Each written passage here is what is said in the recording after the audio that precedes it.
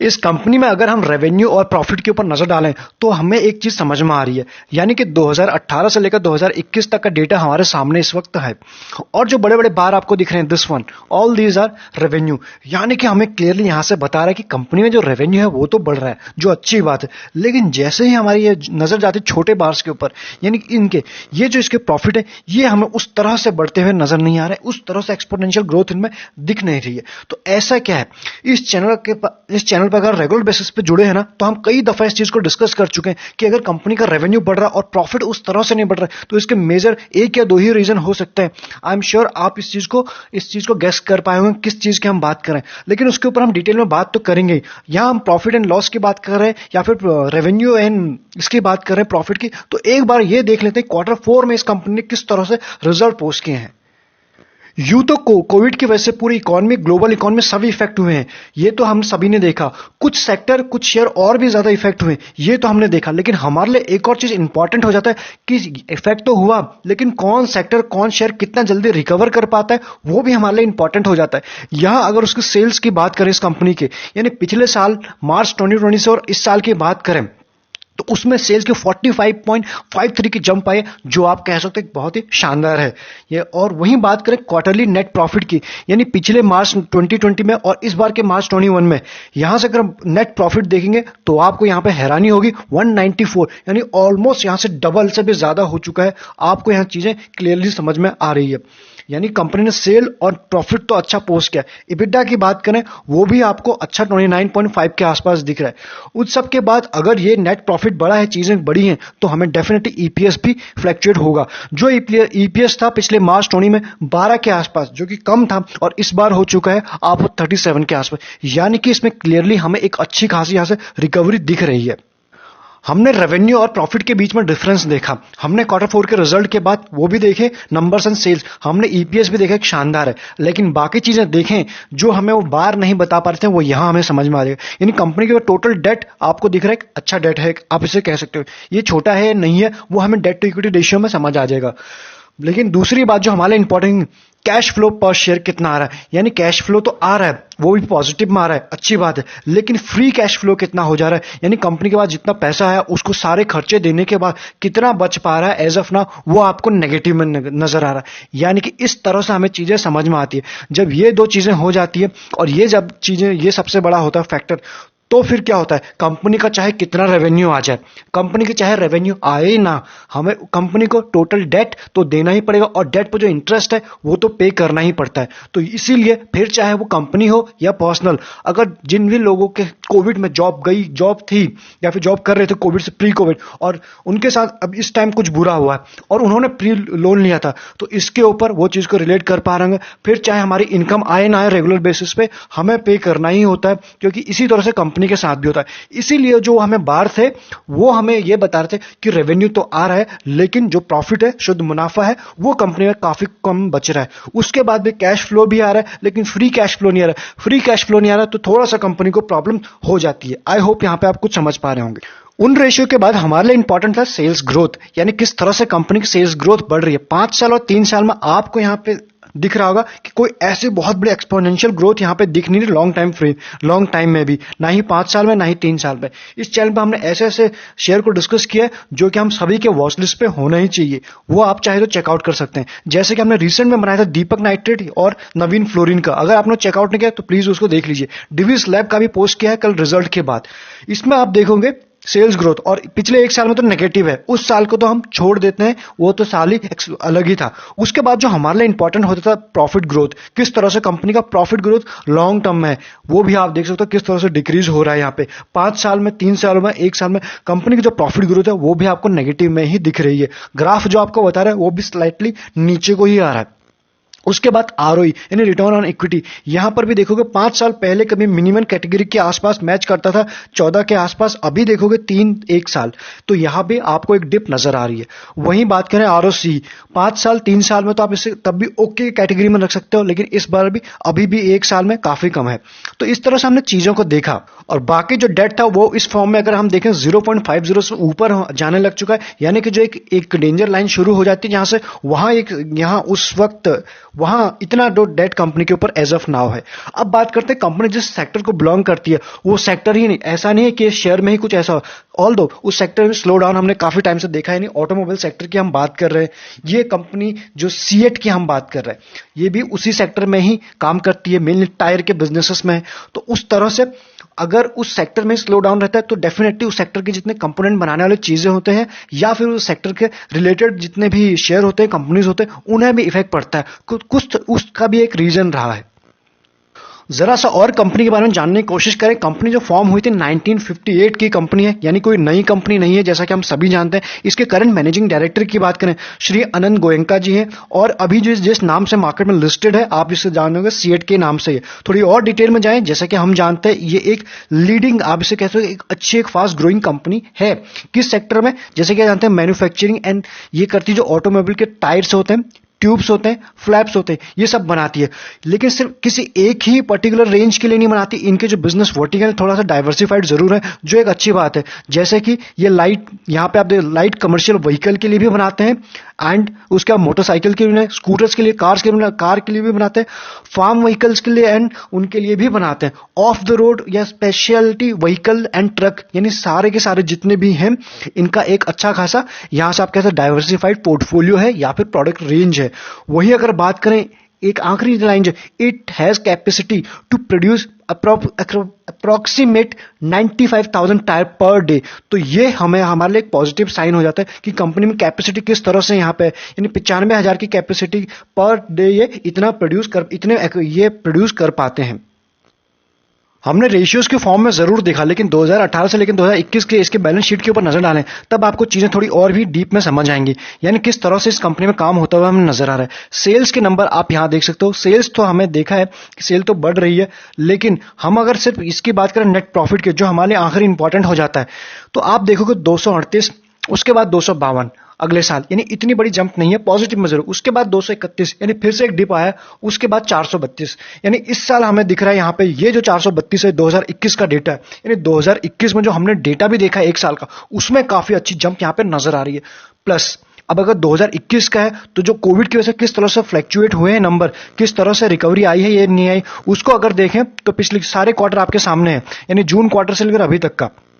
अब आप यहां पे देख पाओगे जो नेट प्रॉफिट है वो माइनस में था, या आप क्लियरली इसका कोई रीजन हम सभी जानते हैं, ऐसा नहीं कि हमसे कोई छुपा हुआ। उसके बाद पॉजिटिव माइनस शुरू हुआ 182 सीआर, उसके बाद 132, उसके बाद अभी आया 152, यानी कि उसके बाद धीरे धीरे इसमें रिकवरी आई है। हमने क्वार्टर 4 के नंबर्स में भी देखे और प्लस हमने क्वार्टर बेसिस पे भी देखे। यहां पर भी हमारे क्वार्टर एंड क्वार्टर बेसिस पे देखना भी इंपॉर्टेंट हो जाता है। एक नजर अगर शेयर होल्डिंग पैटर्न पे डालें तो आप देखोगे 46 प्लस जो है प्रमोटर के पास है, मेजोरिटी उन्हीं के पास है। एफआईएस के बाद अच्छी खासी होल्डिंग है, ऑलमोस्ट 27% की होल्डिंग इसमें। वहीं डीआईएस की बात करें 13.65% की होल्डिंग उनके है। पब्लिक का भी इंटरेस्ट यानी 12 के आसपास है, तो आप यहां कह सकते हो कि अच्छी खासी बड़े प्लेयर के पास भी इसकी होल्डिंग में है।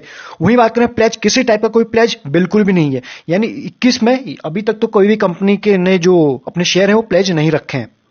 हमको यहाँ क्लियरली दिख रहा है कि डीआईएस के पास 13.65 के पास जो होल्डिंग है। अगर हम देखें वो कौन से म्यूचुअल फंड है जिन्होंने इस कंपनी के ऊपर इन्वेस्ट किया, तो आपके सामने वो 6 म्यूचुअल फंड की लिस्ट आ चुकी है जिन्होंने एज ऑफ नाउ इस कंपनी में इन्वेस्ट किया हुआ है। आप यहाँ देख पाओगे मेरे asset great consumer fund direct growth ने उन्होंने किया है, मेरे ही का दूसरा फंड है मेरे asset mid cap end fund direct growth.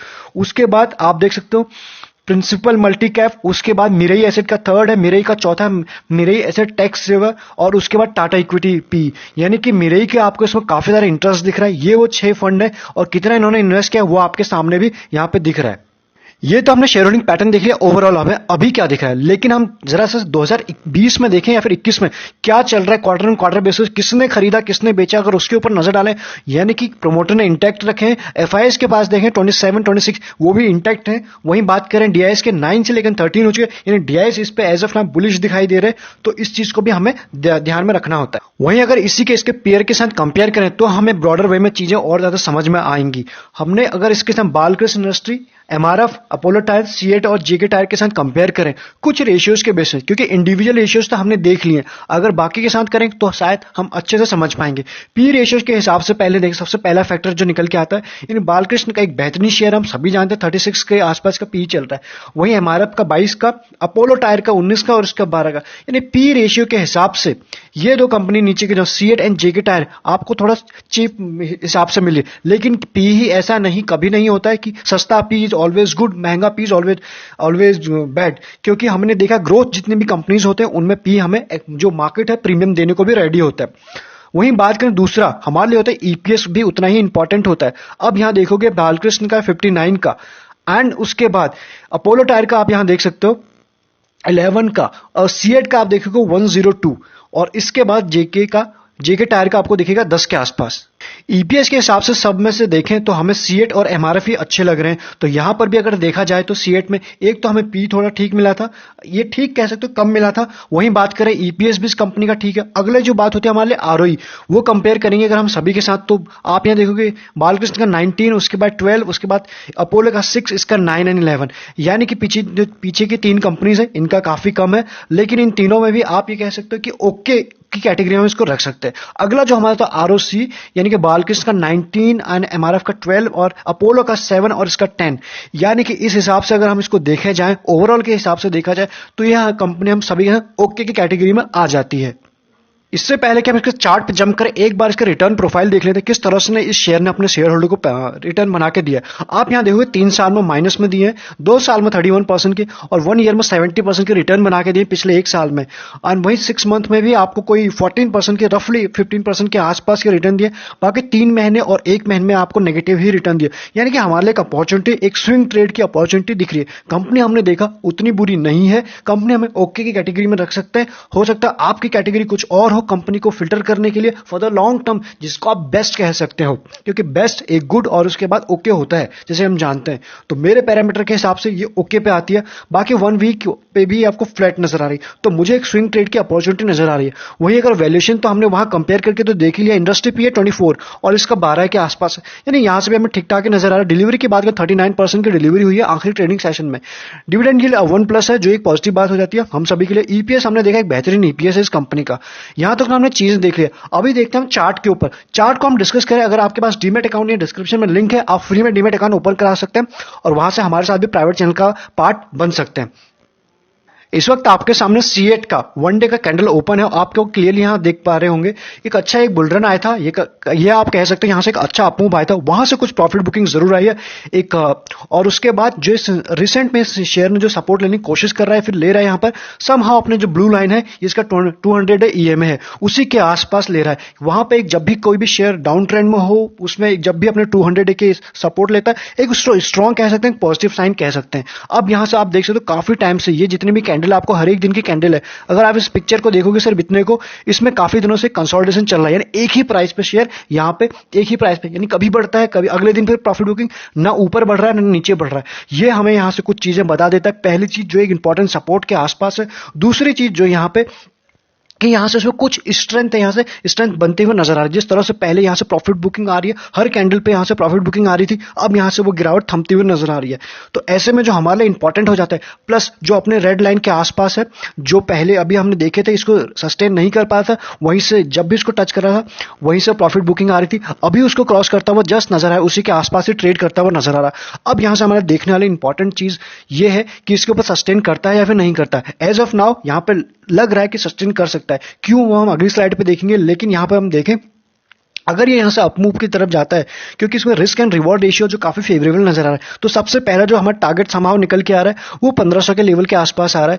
ये वो लेवल है जहां पे इसको एक रेजिस्टेंस मिलेगा, जहां पे कुछ हद तक जहां से रिट्रेस कर सकता है। उसके बाद जब क्रॉस हुआ है तब अपने अगेन हाई की तरफ जाएगा। ये तो एक स्विंग अच्छा मिल सकता है यहां से। वहीं बात करें अगर जरा से इसकी ये चीज के ऊपर नजर आना है, छोटे फ्रेम में आप देखेंगे जब ये यहां से इतने टाइम से कंसोलिडेट कर रहा है। अब आप यहाँ पे देखो वॉल्यूम किस तरह से पहले के वॉल्यूम थे और उसके बाद धीरे धीरे इसके वॉल्यूम धीरे धीरे अभी बाइंग साइड में भी आने शुरू हैं। उतने वॉल्यूम नहीं आए, बट हाँ यहाँ से इस रेंज के बाद आप यहाँ कह सकते हो इस रेंज के बाद यहाँ से धीरे धीरे वॉल्यूम आना शुरू हो चुके हैं। यानी जहाँ लोगों को, इन्वेस्टर को यहाँ से एक वैल्यू नजर आ रही है और डेफिनेटली यहाँ से एक वैल्यू भी आनी चाहिए। हमने देखा एक अच्छा है, अच्छी कंपनी है और आने वाले टाइम में हमने पिछले वीक में भी देखा कि ऑटो सेक्टर अच्छा भागा था। इस वीक में भी हम कुछ ऐसे ही एक्सपेक्ट कर सकते हैं। उसके जो शेयर है, फिर चाहे वो हीरो मोटोकॉर्प हो या हो वो बजाज ऑटो या फिर आयशर मोटर के रिजल्ट भी अच्छा आया था, उसके बाद भी अगले दिन वो भागा था। तो इस तरह से हम इससे भी कुछ उम्मीद यहां से कर सकते हैं।